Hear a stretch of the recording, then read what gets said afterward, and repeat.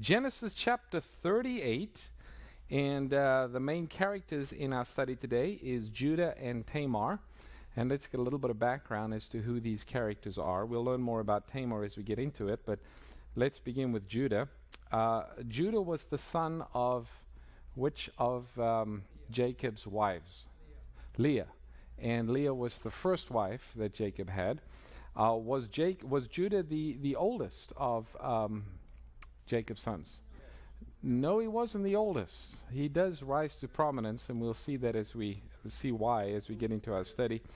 Reuben was the firstborn, but we find that actually Jacob was the fourth son born to Jacob by Leah.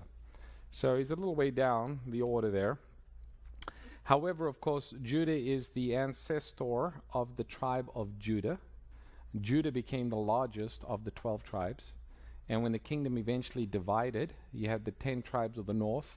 You had Judah and Benjamin in the south. Benjamin was one of the smaller tribes and remained one of the smaller tribes.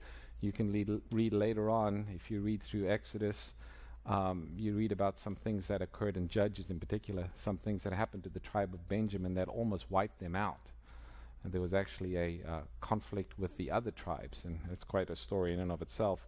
So the tribes of the south was primarily Judah, the descendants of Judah, and Benjamin, and then most of the Levites was in the area and stayed as a part of the tribe of Judah, even though they did not receive an inheritance as a separate tribe because they were scattered throughout the nation of Israel.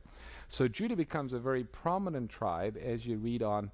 And it's through the lineage of Judah that David comes, and of course through David you have the Messiah. So that's going to be highlighted as we get into this. Now what we find in this chapter is that Judah marries a Canaanite woman. He was not, of course, the only son of Jacob that married a Canaanite woman. As for Jacob, he married a woman from Mesopotamia as well as his father Isaac. And of course Abraham came from Mesopotamia. But here we find something happening amongst the sons where they start taking wives of the Canaanites. Another reason why God allowed the descendants of Jacob, or Israel, the children of Israel, to go into slavery in Egypt for 400 years is, as you get into the story, you begin to realize that the influences of the Canaanites and the Hittites and the nations that surrounded them had a great influence on the sons of Jacob, even to the customs and the traditions. And in order for God to preserve the descendants of Jacob, it was necessary for them to be somewhat isolated from the Canaanites and the Hittites and actually bring them into Egypt, where there was a lot of prejudice between the Egyptians and the Hebrews. You'll remember the story with Joseph. Even though he was the prime minister of Egypt, he didn't eat with the Egyptians because there was certain stigma. And so by the Hebrews, by the descendants of Jacob, coming down to Egypt, it kept somewhat of a buffer between them and the influence of the Egyptians. Whereas we don't see that with Jacob's sons when they were still in the promised land in Palestine. And this chapter kind of brings that to light. So you might wonder, why did God allow the children of Israel to go into slavery for 400 years?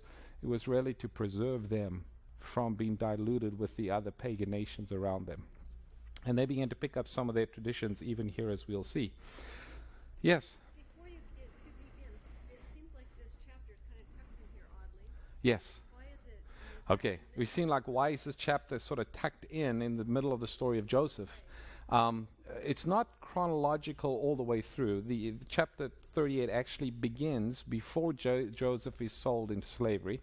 And we'll look at the reasons why in just a few minutes. And then it extends all the way through basically to the time when the sons of Jacob and their families are taken to Egypt, some 23 years after Joseph is sold into slavery. So it actually begins a little before the last chapter and then overlaps. Yes? This taking of wives at this period of time of earth, it just seemed like you just go out and find one. Yeah. So the question is, back in this time, especially in Genesis, it seems like when it came to taking a wife, you just kind of looked around and saw one that caught your eye and you took her and boom, she became your wife. Yep, it kind of seems that way. There wasn't much ceremony involved, although there was quite a bit of regulation as we get into it and cultural requirements that if you did take a woman to be your wife, there were certain responsibilities that you had for her. And that comes to light, and we'll see that as we get into the chapter as well. Okay, so Judah ends up taking a wife, as we're going to find out here in just a few moments. He ends up having 3 sons. 2 of the sons die without having any children, and we'll get to the passage a little later on. And then there is another story that occurs with Tamar, and we'll see how she fits into this story here in just a few minutes. Now, a few things that we know about Judah. Was he supportive of his brother's idea to kill Joseph when Joseph came to find them taking care of their father's sheep? Actually, it was Simeon that was the first to suggest, let's not kill him. And Simeon suggested that they put Joseph in this empty pit. And Simeon's plan was to come and take Joseph out of the pit at some point. Oh, sorry, Reuben. Did I say Simeon? Yes, it's Reuben. You're right. It's Reuben. Reuben was going to come and rescue him afterwards. But what is interesting is that Judah is the one that suggests to them, let's not kill him. And it seems that Reuben went somewhere. And the next one sort of overseeing that seems to be Judah. He says, let's not kill him. Let's rather sell him to the Ishmaelites as they came by. And he was the one that suggested that that Joseph be sold into slavery. I guess that's better than killing your brother, but still it must have been a terrible thing for Joseph to be sold into slavery and taken to Egypt. In later years, though, when the brothers go to Joseph, and they didn't recognize Joseph because he was the prime minister, and of course he was wearing the clothes of the Egyptian, they went to buy grain. We find Judah now displaying a tremendous amount of courage and concern for Benjamin, because you remember the story how that Joseph hid a cup in Benjamin's sack of grain, and they accused Benjamin of theft, and it was Judah that stepped forward and said, no, please let him go. I will be your slave. I will take his place. A really change of attitude that we begin to see happening in Judah. And it's partly why he then, in the blessing that Jacob gave to his sons on the deathbed, elevated Judah above all the rest of his brethren. Matter of fact, in Genesis 49:8, this is Jacob giving the blessing to his sons. And when it came to Judah, he said, your brothers will praise you, your father's sons will bow down to you. The scepter will not depart from Judah, nor a ruler's staff from between his feet. Of course, it's referencing the Messiah. So we do see something good happening in the experience of Judah, and he had to learn a number of lessons. And some of the lessons he had to learn is really described here in chapter 38. Okay. Tradition has it that Judah died in Egypt at the age of 119. We don't have any biblical record of that, but it's just tradition. 119, he died while living there in Egypt. All right, let's start with verse 1. Genesis chapter 38, verse 1. It says, it came to pass that Judah, departing from his brothers. Let's pause right there. When it says it came to pass, this is not referencing a time period after Joseph was sold into slavery. And the reason for that is Judah was 3 years older than Joseph. So how old was Joseph when he was sold into slavery? He was 17. So how old was Judah? 20. And how long was Joseph in Egypt before Jacob and his sons went down to him? Some 23 years. Close. 23 years. Now, when you read through what happens in chapter 38 and you do the math, you begin to realize this couldn't have started after Joseph was sold into slavery. The events described here must have occurred even before Joseph went into slavery. Matter of fact, it really begins with Judah being around, and this was hard for me to imagine, but around 14 years of age, where Judah took a wife. Can you imagine that? And we'll get to that. You'll see how that kind of comes together. When you add up all of the different ages of the characters listed here, you'll see how that comes together. So when it says it came to pass at this time, or soon after this is referring to Jacob moving to Shechem, and some of the occurrence begin around that time period. It says he departed from his brothers, and so this must have occurred when Judah was still in his early teens. Could have been somewhere around 12, 13, 14, when Judah departed from his brethren. Why did he depart from the brethren? Well, it wasn't forever, because we find him coming back and still being involved with the family. But quite possibly he was taking care of his father's flock and had gone away from the rest of the brothers for a period of time. And he had gone down to a particular area. And it says, and he visited a certain Adullamite whose name was Hira. And you're going to see Hira kind of plays a part in the story a little bit later on. The town of Adullam lies some 13 miles southwest of Bethlehem. And if you've got a map of the Middle East or Israel in your mind, you know where Jerusalem is. Not too far from Jerusalem to the south, I guess southwest, is where Bethlehem is. So we're in the southern part of the kingdom. Eventually this whole territory would be inherited by the descendants of Judah, because the tribe of the south, of course, was in that area where Jerusalem is. All right, verse 2 says, and Judah saw a daughter of a certain Canaanite whose name was Shua, and he married her, and he went into her. So here we have Judah taking care of his father's sheep some 13 miles away from the rest of the family, and he sees this girl, and he ends up marrying her. And how old was he? Somewhere around 14, which is amazing for us to imagine, but that was fairly common back in Canaanite culture. And that's why we mentioned one of the reasons why God allowed Israel to be taken to Egypt was to somewhat protect them from the cultural influences of the Canaanites and the Hittites and some of those other groups that were staying in the land. It was fairly common to marry off a child around 13, 14, 15 years of age in the Canaanite culture. Very different from his father, Jacob, who was in his 80s when he got married the first time. We'll get to that a little later on. So here you have Judah somewhere around 14, and he takes a woman, and he marries her. And some 9 months later, she has a son, and he calls the name of his son as you can see here in the next verse. So, as mentioned, Judah is 3 years older than Joseph. Joseph was 17 when he was taken to Egypt. There are about 23 years from the time that Joseph is taken to Egypt and Jacob goes to Egypt. So, at the time when Judah went down into Egypt with Jacob, he was 43 years old. Are you all with me? So if Jacob is 3 years older than Joseph, and Joseph was 17 when he was sold into slavery, and some 23 years passed, so Judah was 20 when Joseph was sold, and he's 43 when the Israelites go down to Egypt. So everything that we're talking about here occurs between before the age of 43 for Judah. So you have to kind of do the math and realize that he was very, very young when he took his wife. Right around 14 is what the theologians would suggest. So by the age of 43, he had already had 3 sons, 2 of which died.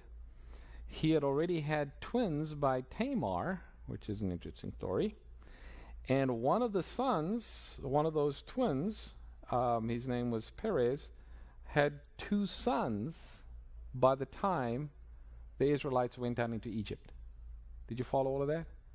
So not only does Judah get married and have 3 boys, 2 of which die, and then he has a story, his wife dies, then he has a relationship with Tamar, who was his son's wife, but she was the daughter-in-law, but of course the boys had died. And so Tamar has twins. The twins get to marrying age, which could be somewhere around 14, 15. And Perez, one of the twins, ends up having 2 sons, all before Jacob, or Judah rather, is 43 or 43 years of age, because they all go down to Egypt, all right? So we're talking about a lot of things happening in a very short period of time that we have described in chapter 38. And that's why it makes sense that chapter 38 overlaps with chapter 37 time-wise, because all of that couldn't have happened in 23 years. So they reckon, well, there must have been several years prior to this where the whole thing begins to take place. And again, he didn't follow the example of his father. His father Jacob was 84 years old when he married Leah, and his grandfather Isaac was 40 years old when he married Rebekah. Judah is 14, and again, they would have been influenced by the cultures that were around them at the time. Okay, moving right along, verse 3 says, so she conceived and she bore a son, and he called his name So Jacob is about 14 years of age. She conceived again and bore a son, and she called his name Onan. Jacob is about 15 years of age. And she conceived yet again, and she bore a son, and called his name Shelah.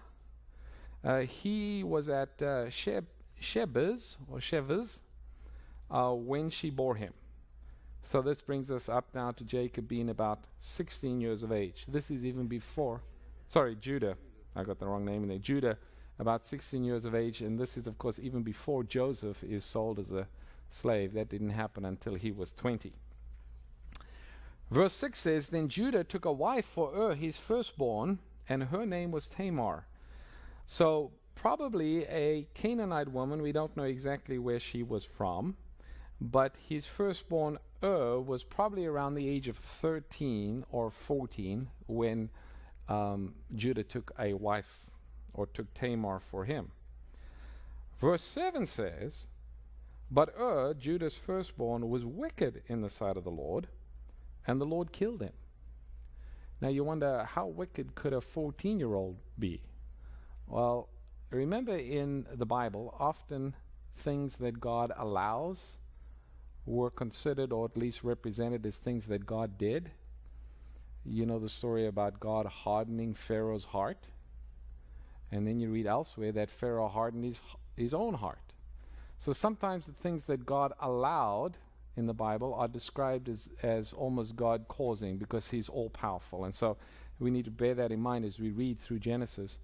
And it says the Lord killed him. Apparently there was some wickedness in this young man that brought about his death, or at least God allowed his death to take place. And it doesn't tell us why or what. Yes? So Judah picked the wife for his son. Yes, Judah picked a wife for his son, which, of course, Jacob did not pick a son for Judah.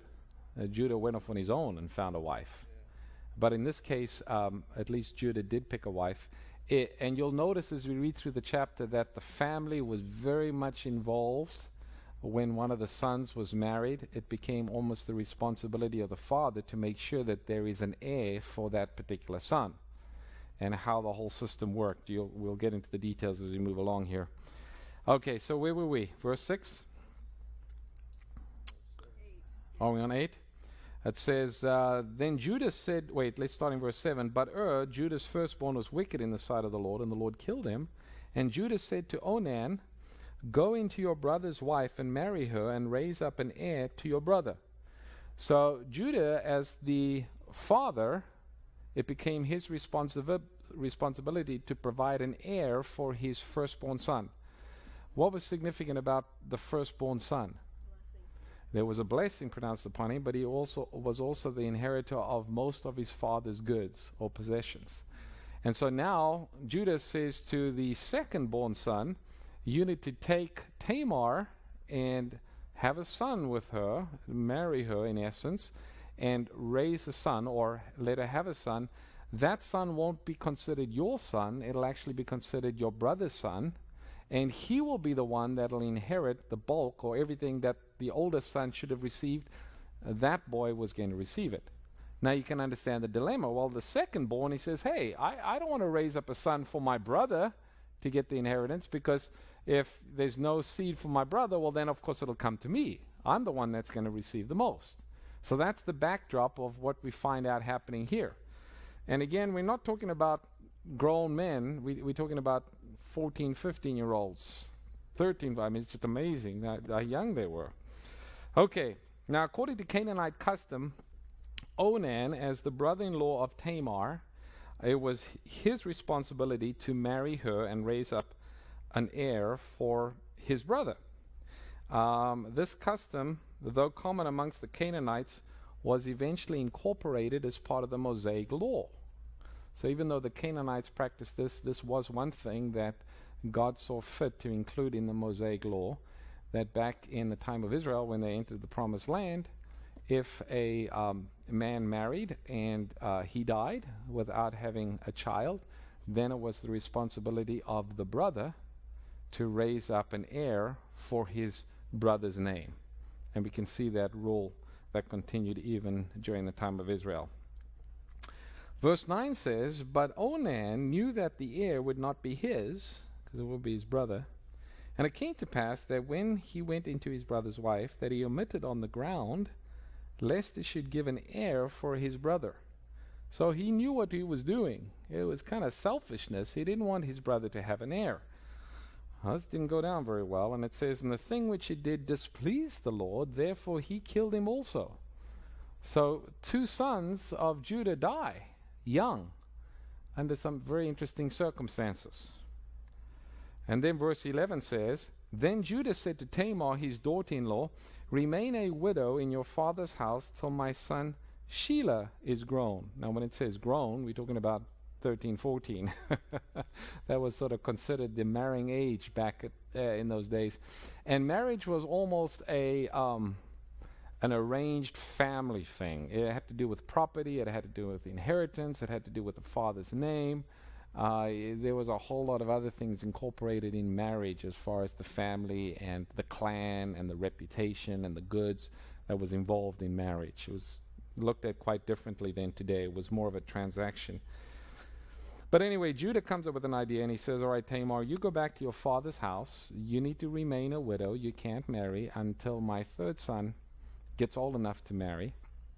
But yet, was Judah's plan to give the 3rd son to Tamar as a husband?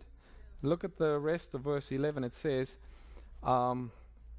let me read verse 11. It says, then Judah said to Tamar, his daughter-in-law, remain a widow in your father's house till my son Shelah is grown, for he said, lest he also die like his brothers. And Tamar went and dwelt in her father's house. It appears from that statement that Judah was not too keen to give his 3rd son as a husband to Tamar. He thought, well, maybe part of the reason why his first 2 sons had died was somehow because of Tamar. Maybe bad luck, maybe she was guilty of something, or he began to wonder, this is my last son. This is my name. I have one more chance to get an heir. I don't want to mess up here. So he said, you just stay, wait for the younger one to grow up. But it doesn't appear to really be Judah's plan to give this 3rd son to Tamar. Okay, the story continues. Verse 12. Now in the process of time, the daughter of Shua, Judah's wife, died. So of course she had given him 3 sons. And Judah was comforted. There was a customary time of mourning. We don't know how long that was, 2 weeks, 3 weeks, whatever it was. He went through the customary time of mourning. And then it says, verse 12, and he went up to his sheep shearers. Now, sheep shearing was a time of much festivity and joy and celebration. And it wasn't something that you wanted to do while you were still in mourning. So he waited the customary time allotted for mourning, and then he went with his friend to go shear the sheep. And again, of course, there was a lot of festivity and celebration during this time period. And he went up to a place called Timnah, which is in the mountains of Judah, which eventually the tribe of Judah inherited that whole area. It says he and his friend Hira the Adullamite. And now verse 13 says, and was told to Tamar, saying, look, your father-in-law is going up to Timnah to shear his sheep. Yes? Have you studied as to what type of instrument they would use to shear these sheep? Oh, the question is, what type of instrument would they use to shear the sheep? They probably had something similar to what we might find even today. Of course, today they use the electric shearers, but they still have the hand shearers, which you kind of use like a scissors. You can kind of use it. And I'd assume they had something similar to that. Although, you could get metal back in Bible times. It was a lot more costly, but they would use it for knives and those kind of things. So they had something probably very similar that they used to shear the sheep. And of course, in that culture, there was a lot of sheep and goats, and they took care of the animals, so they had whatever it is that they needed. So he went up to shear the sheep. And word went to Tamar saying, hey, your father-in-law is coming up here. So verse 14. So she took off her widow's garment, covered herself with a veil, wrapped herself, and sat in an open place which was on the way to Timnah. For she saw Shelah was grown. He was 14 or whatever. And she was not given him as a wife. Again, remember the sons are still pretty young. He probably 14, 15, we don't know, 13, somewhere in that age.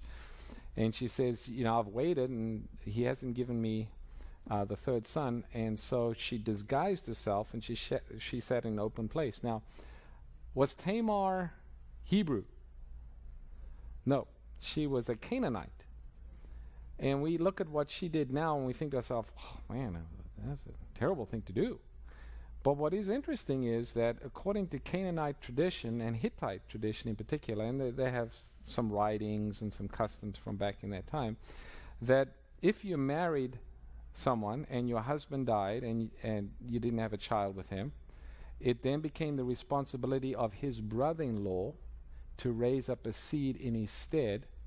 But if there was no brother-in-law, the next one in line that was responsible to give you a child was the father-in-law. Kind of interesting. So Tamar is waiting for the brother-in-law. You know, she has the first son, he dies. The second son, well, there's other stories there, and he dies.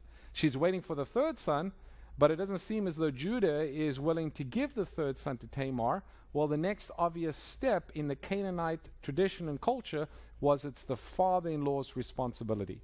He's the one that needs to provide a child for the widow.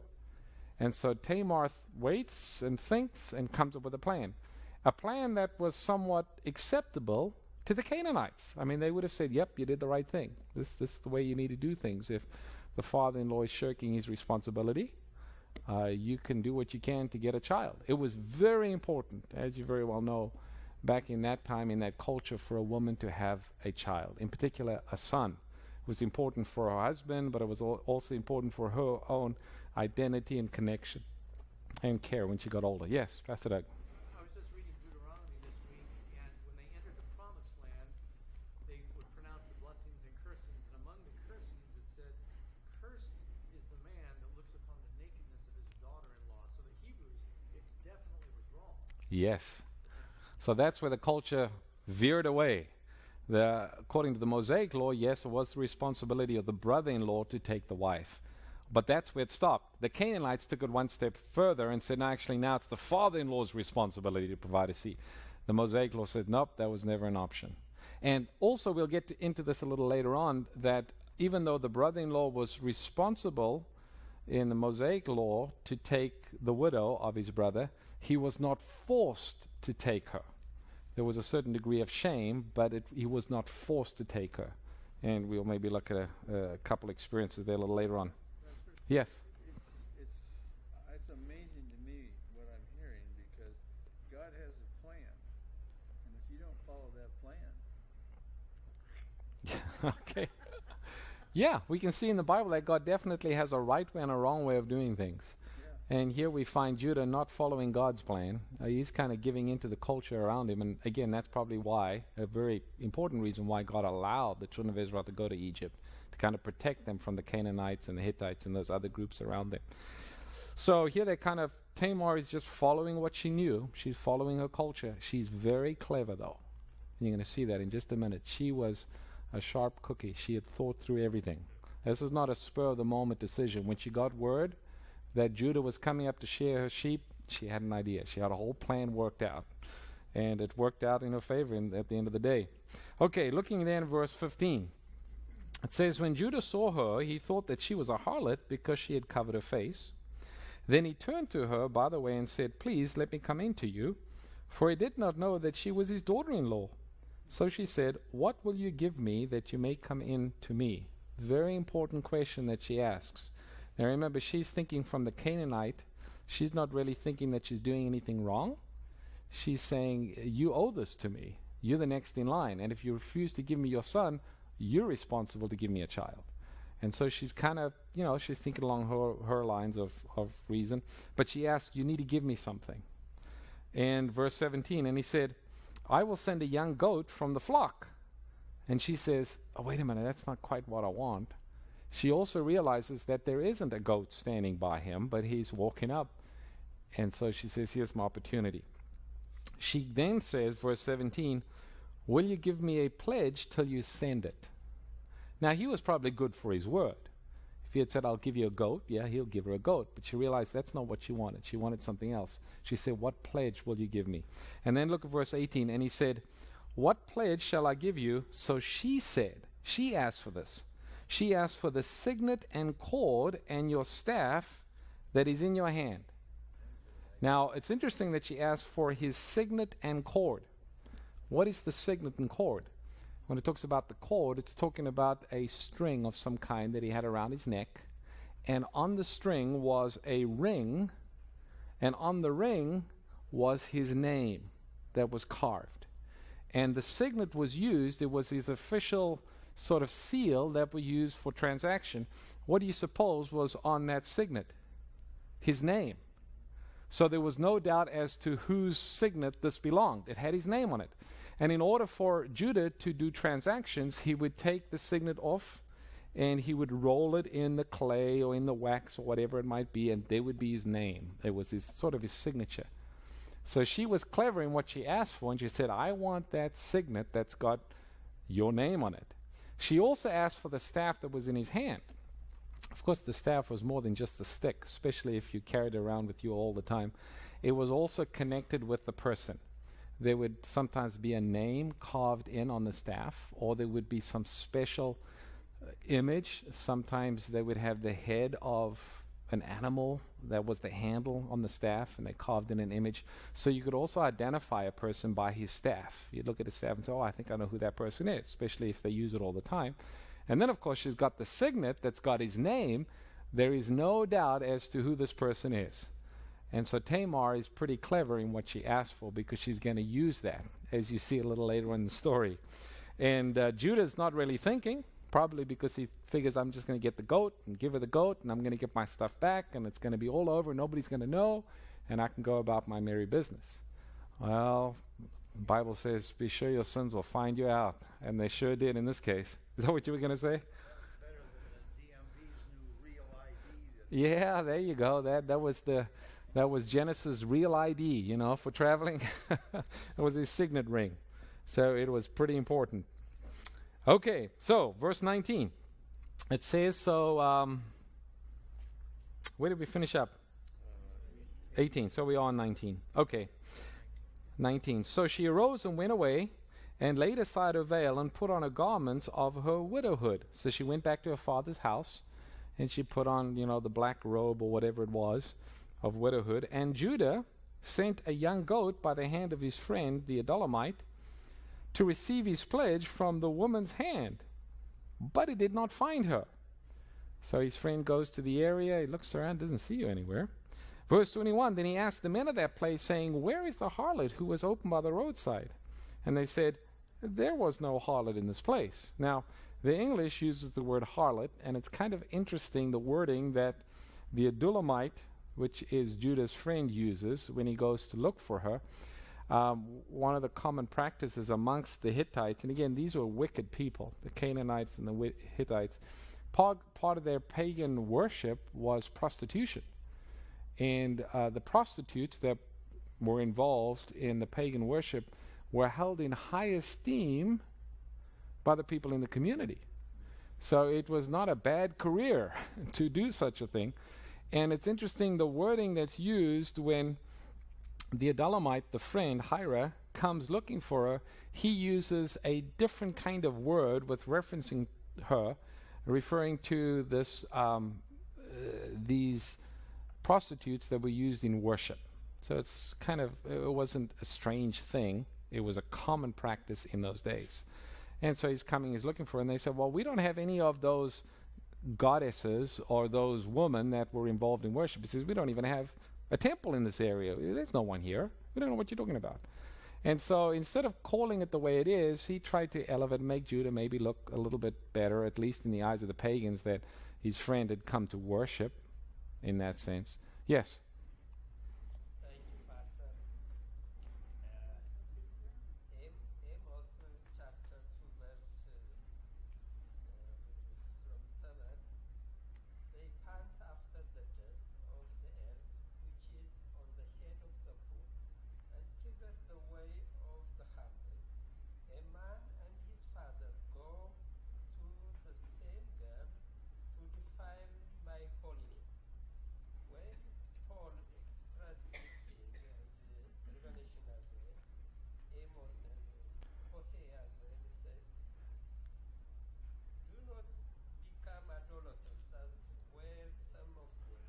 Yes. written. The people sat down to eat and drink, and rose up to play. Nor let us commit sexual immorality, as one of them did. And in one day 23,000 fell. Right. For they shall eat, but not have enough. They shall commit adultery, but not increase, because they have ceased obeying the Lord. Okay, let me interrupt you here, brother, because our friends can't hear you read that are joining us on Facebook. Well, let me just reference the verses. You talked about Amos. You referred to some writings of Paul, and it's talking about the sins that were prominent, especially amongst the pagans, that to some degree, even in the church of Corinth, had crept in. And this is an abomination. Yes. Revelation 2:23, this could be physical or spiritual.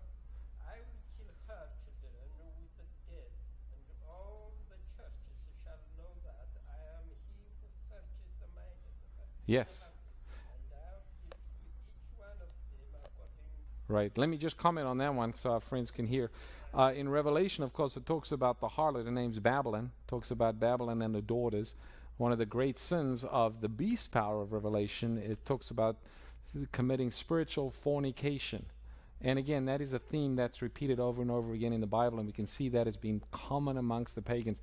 We find the descendants of Jacob, his sons, kind of buying into some of these pagan practices and rituals that was prevalent, and I think that's a big reason why God took them to Egypt for 400 years. All right, well, let's keep going here. A couple more points we want to highlight in our story. Where did we finish up? Verse 22? All right, so he returned to Judah and said to him, I cannot find her. Also the men of the place says, there is no harlot in this place.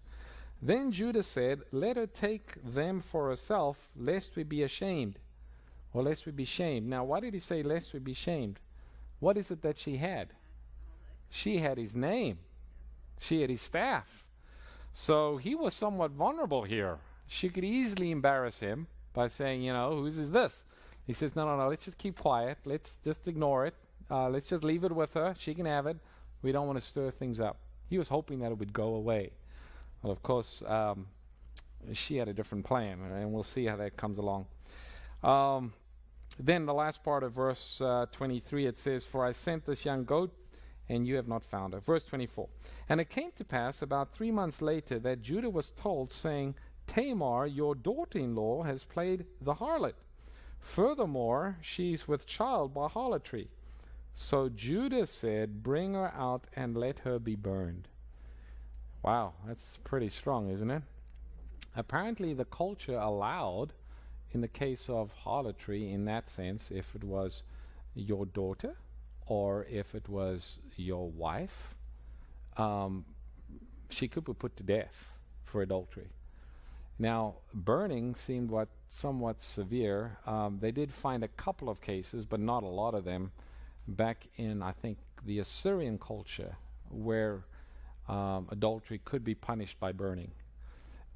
It's interesting to note that this sin would have been punished by stoning in the Mosaic law.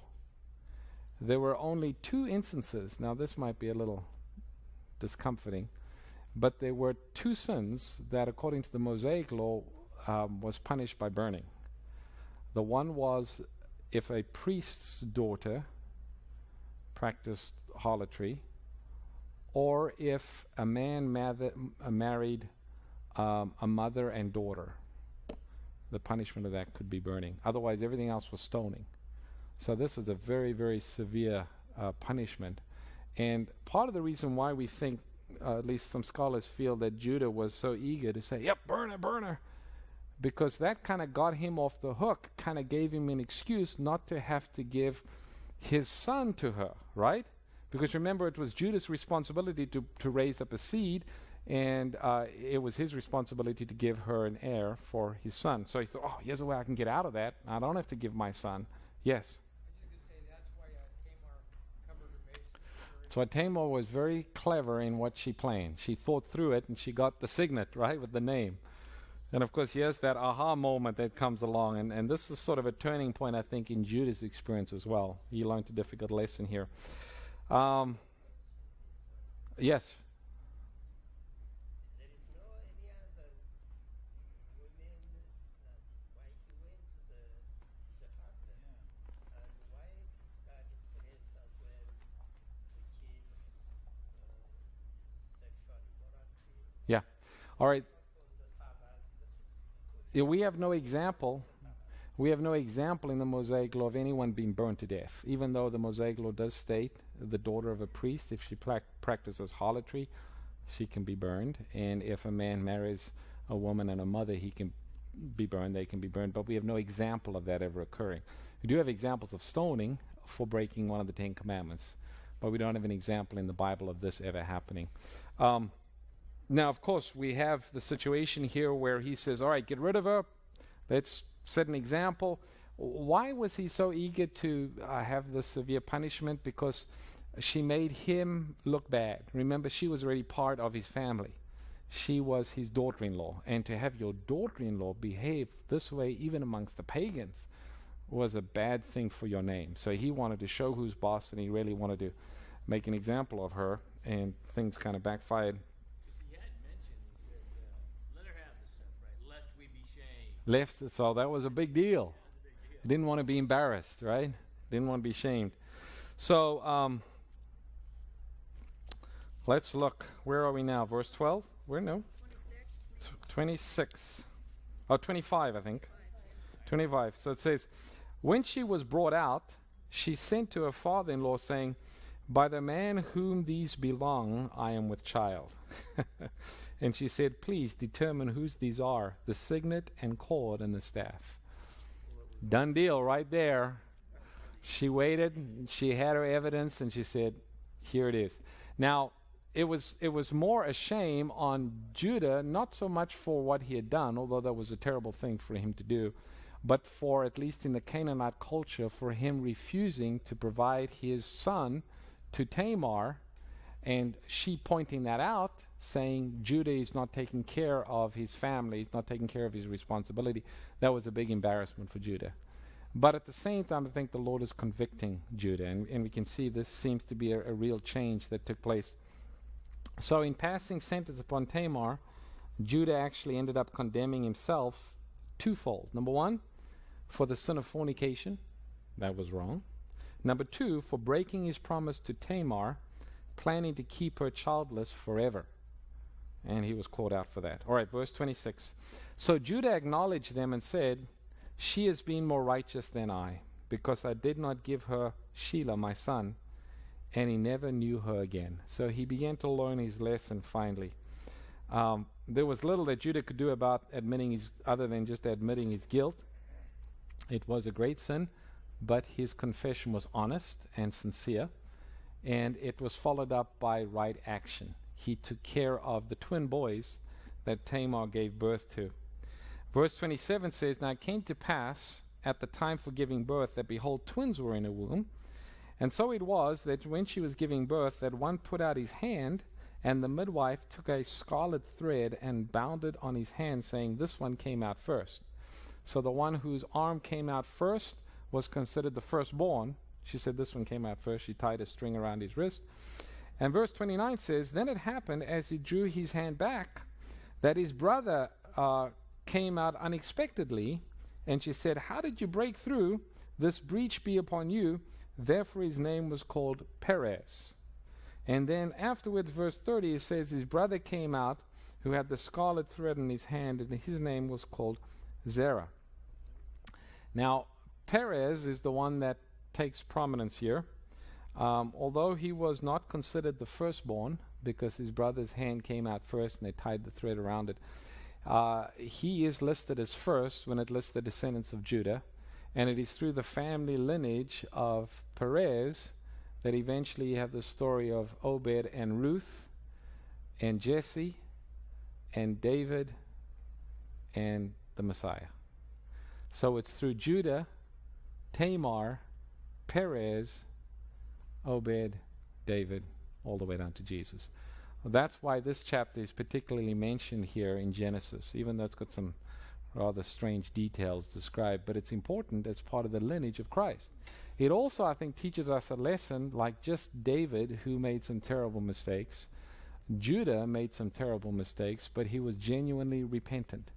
And God was still able to use him, and through his lineage, the Messiah eventually would come. And of course, Judah would grow and become the greatest of the tribes. And we can see that Judah's repentance is genuine because later on, when Joseph wants to keep Benjamin because of the cup story, we have Judah stepping forward saying, no, I'll stay. Let me be the slave. Send Benjamin back to my father. So it shows genuine repentance and sorrow. I saw a hand here and then here. Yes. Did you have a question? No? Okay. Yes. I've always wondered, why is it that the women are deserving of stoning or burning or death, and the men seem to get off scot-free? Probably because the men were the judges, but that wasn't the case in the Mosaic law. In the Mosaic law, remember the story of the woman caught in adultery that was dragged to the temple in the days of Jesus? According to the Mosaic law, she was not the only one that was guilty of being stoned. Who else was guilty of being stoned? The man. But he was nowhere to be found. Exactly.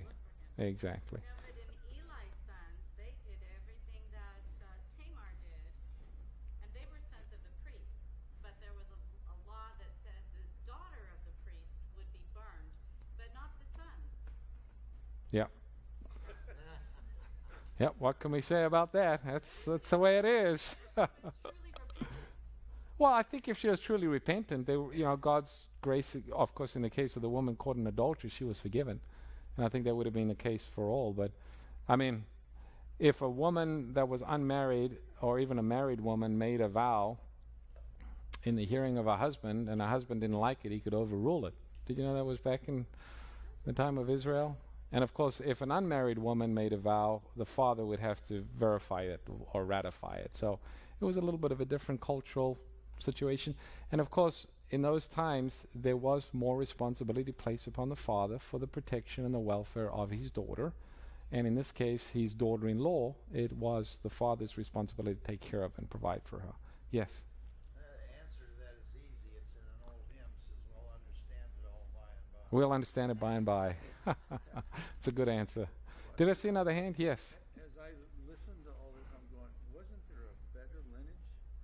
You know, that's a good question. You look at the lineage of Jesus, through whom the Messiah was to come, through the lineage of, we always go back to David, but if we go a little bit further, we see that the lineage of Christ was made up of sinners all the way through. And we also see God's grace demonstrated through those experiences. And one of the things that's mentioned here, Tamar is never rebuked in the story, even though what she did was not right. It appears, though, that God was still able to use her, and she became the great whatever grandmother of Jesus. So, like Rahab in Jericho. So, even though she didn't know everything, it seemed that she had a sincere heart, and that God recognized that and honored that for her. Yes? Say that David can see the future, that this descendant that Jesus is coming, so he's attacking them. Yes, and it's a good point. He mentioned that maybe the devil realized, or at least was beginning to realize, he knew that the Messiah would come through the descendants of Abraham, Isaac, and Jacob, and the devil's doing everything he can to try and prevent that, right? What also is amazing to me is, who wrote the book of Genesis? Moses. If Moses was not inspired, how did he know to specifically highlight Judah and Judah's descendants, and that somehow through Judah's descendants, King David would come? Of course, King David lived a long time after Moses. And then through King David's descendants, the Messiah would eventually come. You can even see back in Genesis how that it's inspired. God knew who the lineage would be and how the story would end. And Moses is writing in the book of Genesis. Why specifically highlight Judah? Well, Moses wouldn't have known. Well, maybe God revealed it to him. But, he wasn't born. I mean, David is hundreds of years later. And, of course, the Messiah was to come through that lineage. So it tells us that why not one of the other sons? Why Judah? Well, because Judah was the tribe that would grow the biggest, and the king would come through the tribe. So kind of interesting points you can see.